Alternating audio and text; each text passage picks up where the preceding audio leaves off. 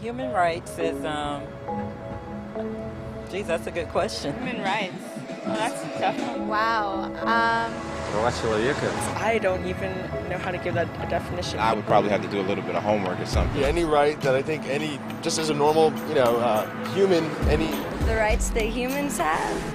Oh, that's a very large debate. Més que så mange ting. Tú le puedes preguntar a 20 personas y te van a dar 20 diferentes opiniones. Non saprei, è una domanda complicatissima. Yes, we just take them for granted that they're there, but we don't even consider what they are.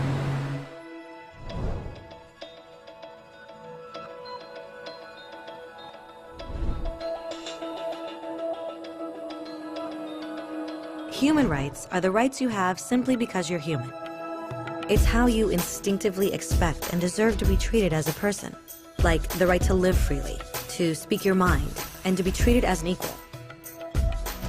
There are many kinds of rights. Most apply to a certain group. But human rights are the only ones that apply to absolutely everyone, everywhere. That means kids, old people, poor people, basketball players, garbage men, rappers, teachers, Africans, Indians, Albanians, Christians, Muslims, Kabbalists, atheists, your mom, your dad, your next door neighbor, and you all have the exact same human rights. In other words, they're universal. But the question remains, what are they? Name the human rights? What the human rights are? The right to live. Equality between all peoples. Right to religion, the right to... Is there supposed to be a list somewhere I should be aware of? According to the United Nations, there are a total of 30 human rights, which are usually lumped together and called simply human rights. They're all listed out in the Universal Declaration of Human Rights, which is the world's most widely accepted document on the subject. But it was a long time in coming. At first, there were no human rights. If you were in with the right crowd, you were safe. If you weren't, well, you weren't. But then a guy named Cyrus the Great decided to change all that. After conquering Babylon, he did something completely revolutionary. He announced that all slaves were free to go. He also said people had the freedom to choose their religion, no matter what crowd they were a part of. They documented his words on a clay tablet known as the Cyrus Cylinder. And just like that, human rights were born. The idea spread quickly to Greece, to India, and eventually to Rome. They noticed that people naturally followed certain laws, even if they weren't told to. They called this natural law, but it kept getting trampled on by those in power. Not until 1,000 years later in England did they finally get a king to agree that no one can overrule the rights of the people, not even a king. People's rights were finally recognized, and they were now safe from those in power. Kind of. It still took a bunch of British rebels declaring their independence before the king got the point that all men are created equal. Which isn't to say he liked the idea, but he couldn't stop them, and America was born. The French immediately followed with their own revolution for their own rights. Their list was even longer, and they insisted that these rights weren't just made up. They were natural. The Roman concept of natural law had become natural rights. Unfortunately, not everyone was so thrilled. In France, a general named Napoleon decided to overthrow the new French democracy and crown himself emperor of the world. He almost succeeded, but the countries of Europe joined forces and defeated him. Human rights was again a hot topic.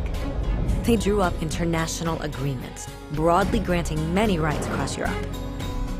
But only across Europe.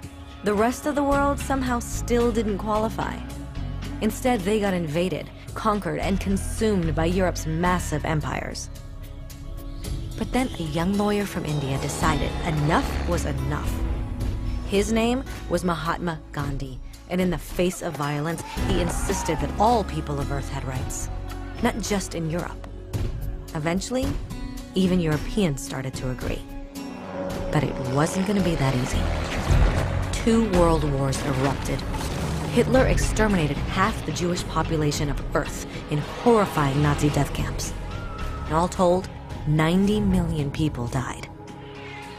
Never had human rights been so terrifyingly close to extinction. and never had the world been more desperate for change. So the countries of Earth banded together and formed the United Nations. Their basic purpose was to reaffirm faith in fundamental human rights, in the dignity and worth of the human person. But what were human rights? Were they the proclamations of Cyrus, the natural laws of Rome, the declarations of France? Everyone seemed to have a slightly different idea of what human rights should be. But under the supervision of Eleanor Roosevelt, they finally agreed on a set of rights that applied to absolutely everyone. The Universal Declaration of Human Rights. The French concept of natural rights had finally become human rights. So, in summary, at first, only a few lucky people had any rights, until one of those guys decided, hey, other people should have some rights too, which was great, except not everyone agreed. And it only took a few thousand years of fighting and declarations and more fighting until everyone finally agreed that human rights should apply to everyone. And they all lived happily ever after. Except for one little problem. If people have the right to food and shelter, why are 16,000 children dying of starvation every day? 1 every 5 seconds. If people have freedom of speech, why are thousands in prison for speaking their minds? If people have the right to education, why are over 1 billion adults unable to read? If slavery has truly been abolished, why are 27 million people still enslaved today? More than twice as many as in 1800. The fact is, when it was signed, the Universal Declaration of Human Rights did not have the force of law. It was optional. And despite many more documents, conventions, treaties, and laws, it's still little more than words on a page. So the question is, who will make those words a reality?